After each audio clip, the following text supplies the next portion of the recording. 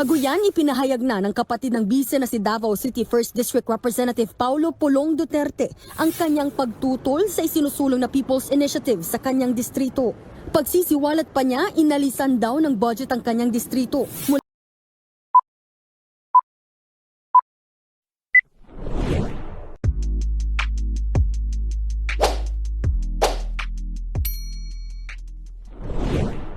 Welcome back sa aking YouTube channel. Para sa mga first time lang po na manood, please click mo na yan, Jeremy's TV, Manila. Anyway guys, wala nang bayad o libre lang, tulong mo na lang din sa kapwa mo. Alright, thank you very much po. So topic natin ngayon po today's video. Saldico, binulgar itong si Pulong Duterte na nakatanggap daw ng 51 billion pesos sa kanyang distrito. Yan guys, ang isa pa sa mga maiinit na balita ngayon na kumakalat sa social media. So, hanggang sa ngayon guys, mula nang pumutok ang balita na yan, nung sinabi ni Saldico, tahimik pa rin itong si Pulong Duterte. So, bakit nga ba binulgar itong si Pulong Duterte? Anong pinagmulan nito? So, kung maalala nyo guys, di ba, nung pumutok yung balitang confidential fund, itong kay Sara Duterte, na 125 million pesos, di ba? Pumutok yan. So, nung nagkainitin na itong si Sara at itong si Martin Romualdez at Romesh Bac, nagsumbong kay Duterte, kay Digong, sa tatay ni Sara. At tapos yun, nung nagsumbong siya guys, dahil nga tinanggal na siya ng confidential pa ng 650 million, dahil nasisita na nga siya doon sa nagamit niya ng 125 million. Romesh Bac, itong si Digong, at inatake nung si Romualdez, di ba? Speaker Romualdez. At ang Kongreso na tinawag pa niya na bulok.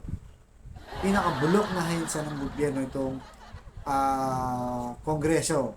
Pero sa kakasabi niya ganyan guys, tinamaan din ng kanyang mga congressman na PDP laban, kanyang kapartido, kasama na itong si Pulong Duterte dahil congressman din siya ngayon guys. So, ibig sabihin bulok din si Pulong Duterte kasi yun sabi ng tatay niya, di ba?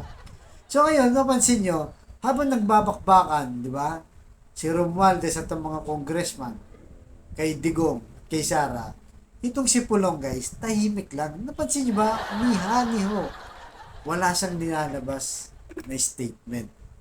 Di ba? Wala siyang nilalabas na statement guys. May napanood ba kayo na sumabat siya at pinagtanggol niya ang tatay niya tsaka itong si Sara? Wala. As in, wala talaga siya nilabas na statement. Pero nung nakaraang linggo lang, nagpasabog ngayon itong si Pulong. Anong pinasabog niya? Sinasabi niya, Davaoenos not for sale. Diba? Siya mismo nagbulgar na nagkakaroon ng bayaran dahil sa Chacha o People's Initiative sa kanilang mga distrito. Umiikot na daw to. Binabayaran na. Kaya nga sabi niya, di ba? Hindi ako luluhod sa'yo. Peking, Panginoon, sabi pa niya, di ba? Hindi natin alam kung tinutukoy niya si Martin Romualdez, si Bongbong Marcos, o itong si Saldico na isang congressman. So, ano nga bang pwesto nitong si Saldico? Itong si Saldico, guys, ang kanyang pwesto ay mataas sa Kongreso. Isa siyang House Committee Chairman ng Appropriation o yung mahawak ng budget. So, ibig sabihin guys, ito yung kanang kamay ni Romualdez. Kaya matindi to guys, matindi to. Kaya nga sabi na kanina, di ba? Sabi niya, hindi nyo na panahon ngayon, sabi sa mga Duterte, di ba? Kung may mga panahon kayo ng sunrise, sabi niya, may sunset na. So, ang tinutukoy niya guys, nung kasagsagan, nung panahon ni Duterte, tatay niya, di ba, presidente, siya ay congressman, at itong si Sara ay mayor. So, kumaga sunrise sila noon, pasikat ng araw. Ngayon, pasarado na yung araw. Kaya matindi rin itong si Saldico kung bumanat, di ba? Sabi niya dito guys, ito, napanood nyo naman, di ba? Yung budget pala nyo, nung 2020 hanggang 2022, yung 2020 guys, 13 billion ang kanyang budget. Tapos, yung 2025, 25 billion. At nung 2022, 13 billion. Panahon ng tatay niya, presidente pa siya. Diba? Napakalaking pera. Kaya nga 51 billion yan. So ngayon, sabi ng mga nagtatanggol sa kanila, lalo na mga DDS vloggers, sabi nila, napakalaki ng Davao eh. Di ba? Kailangan ng mga malaking budget talaga dyan. Kailangan ibuhos ng budget. Pero tanong kasi dito, hindi naman buong Davao ang pupunduhan, di ba? Isang distrito lang, babudgetan mo ng 51 billion. Sobrang laki. Di ba? So, yan ang pinagugatan niyan, guys. At nung hindi kumikibo itong si Pulong Duterte, meron pala siyang budget na 2 billion, guys. Meron pala siyang talagang budget na 2 billion. Pero, mula nung nagsalita siya, di ba? Binabaan na siya. Ginawa na lang 500 million sa kanyang distrito. Yun, doon na pumotok itong si Pulong at napikon na. Talagang binroadcast niya na. Kasi nga, tinanggalan na siya ng budget, di ba? Si Sara, tinanggalan ng budget. Tapos siya, tinirahan na lang ng 500 million. Pero malaki na to guys, hindi na to biro pera. So yun ang sinasabi niya. Kaya itong si Saldico, ang sabi niya guys, 99% sabi niya. Sigurado ako na nakatanggap itong si Pulong. Ngayon guys, medyo mabigat to. Siyempre, hindi naman natin sinasabi na kinurap nito ni Pulong o ninako niya yung budget. Siyempre, kailangan maglabas ng dokumento itong si Congressman Saldico. Patunayan niya, di ba? At ito namang si Pulong, depensa niya sarili niya. Kasi kung halimbawa, ikaw yun, di ba? Nakasuhan ka ng ganong kalaking pera. Ano ba naman yung magsabi ka, di ba? Magsabi ka, hindi, dito yan napunta, di ba? Talaga, tinanggap ko yan. Dito napunta sa project na to, sa ganyan. Ipapakita ko kung saan napunta. Di mas ano yung taong bayan, di ba? Mas klaro yon at mas maintindihan, tatanggapin ba ng taong bayan. Pero pag di ka kumikibo, siyempre, natural, isipin ng tao, totoo yun. Kung halimbawa, totoo nakatanggap, ang tanong, saan dinala ni Pulong itong 51 na billion.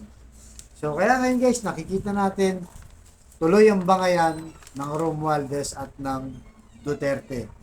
Di ba? Ito yung mga unit team na ngayon ay sumasabog na. Actually, sabog na yan, watak-watak na sila. Kaya itong si Pulong nagmamatigas, di ba, sa Kongreso, sa kanyang mga kasamahan. Pero pinapalambot siya ni Saldico. Na yan na nga, guys, nilabas na yung baho ni Pulong na 51 billion, di ba? So nakikita nyo guys, itong mga ito, pare-pareho lang sila guys. Di ba? Pare-pareho lang sila.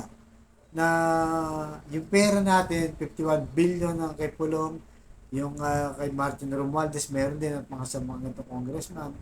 Hindi natin alam talaga kung saan napupunta. Pero isa lang malinaw dyan guys, lalo na paparating na naman ang 2025 election. Dapat mamatuto ng taong bayan. Tinitignan na natin, di ba, yung mga ganitong politiko na nasasangkot o may mga akusasyon na corruption. Dapat ay mag-isip-isip na kayo kung iboboto nyo pa ba yan o hindi. Kaya dahil dyan guys, di ba, yung samahan ng unit team, isang magandang ano rin, sinyalis na nawatak sila guys, o nawasak sila dahil nga nabubulgar ang kanilang baho. Kaya guys, dito may pakialam tayo lahat ha. Lahat tayo dito may pakialam. Kaya may negosyo ka, kaya may trabaho ka, kaya wala kang trabaho, kaya tambay ka, lahat tayo may contribution dito, nag-aambag-ambag tayo. Kasi sabi ng iba, hindi, wala akong pakialam dyan eh. Kasi hindi naman ako nagbabayad ng tax, hindi naman ako negosyante, di ba? Hindi, wala akong pakialam dyan kasi hindi naman ako empleyado, wala namang kinakalta sa aking tax. Pero mali kayo doon guys. Kaya nga sabi natin, kahit tambay ka, nakaka-contribute ka sa ating gobyerno, di ba? Sino ba yung mga tambay dyan, di ba? Na laging bumibili ng sigarilyo, bumibili ng alak, ng pulutan. So the more na bumibili ka ng alak, sigarilyo, pulutan, nagbabayad ka rin ng tax. So, ibig sabihin, yung binibili mo na dapat na piso lang, 2 piso yan, o 1 piso, tsaka 12 centavos, kasi 12% back tayo, diba? Binabayaran natin yan. Kaya kung ikaw ay regular na empleyado, FW ka, mayaman, mahirap, lahat tayo guys, ang pinag-aawayan nila ay pera natin. Diba? At nakapapansin nyo, yung mga Duterte, diba? Pagdating sa pera, guys, diba? Nakipagbakpahangan sila. Kahit sa mga kasama nila, sa kongreso man, o sa alin mga politiko na kanilang nakakabangga. So, kaya guys, ano sa tingin nyo? Totoo kaya na nakatanggap itong si Pulong? At nakita naman natin guys, hindi naman tayo naninira dito, hindi naman peki ito. base yan sa lumalabas sa stream video, di ba? Pinakita lang. Ngayon, kayo na pong bahalang umustiga. Sa tingin, totoo ba to o hindi? Ako sa tingin ko, kung totoo na nabigyan sa at nakatanggap, sabihin niya kung saan yung dinala, di ba? At ito na magsasaldi ko, kung yung akusasyon niya na nabigyan niya ng 51 billion, kinurap ba to? Maglabas din sila ng ebidensya. Unang-una, may access sila. Kasi sila yung ngayong sunrise, di ba sabi niya? Sila lang yung sunrise at itong mga Duterte, sunset na guys. Di ba? So, basta tayo guys, mahalin natin ang ating bayan, makapro-Pilipino tayo, huwag tayo sa mga ganitong pamilyang nasasangkot, di ba? Sa mga korupsyon at mga anomalyang sinasabi na kailangan patunayan nila at malaman nating taong bayan kung totoo man yan o hindi dahil may pakialam tayo, may karapatan tayong mga taxpayers. Alright guys, hanggang dito naman po. Abangan nyo susunod ng vlog. Thank you very much. Bago yan, ipinahayag na ng kapatid ng bise na si Davao City 1st District Representative Paulo Pulong Duterte ang kanyang pagtutol sa isinusulong na People's Initiative sa kanyang distrito. Pagsisiwalat pa niya, inalisan daw ng budget ang kanyang distrito. Mula 2 billion pesos, bumaba na lang sa 500 million pesos ang kanilang pondo sa 2024 approved budget. Dahil dito, pinatignan ni House Appropriations Committee Chairman Elizalde Co ang budget ng distrito ni Congressman Duterte. Ayon kay Co, lumalabas na mula nang maupo bilang kinatawan ng distrito noong 2019 si Pulong, umakyat umano ang alokasyon sa kanyang distrito sa 13 billion pesos noong 2020, 25 billion pesos sa sumunod na taon at 13 billion pesos noong 2022. Suma total, umabot daw ito ng 51 billion pesos. Well, kung titingnan niyo po, divide mo sa Davao City ang 51 billion, dapat bawat pamilya, milyonaryo na po. So, it's not, kailangan lang ho talaga siguro, may tinatawag tayong sunset. Hindi naman ho pwedeng lahat sunrise. Depensa ni Ko, wala raw itong kinalaman sa pagtuligsa ni Pulong sa Chacha.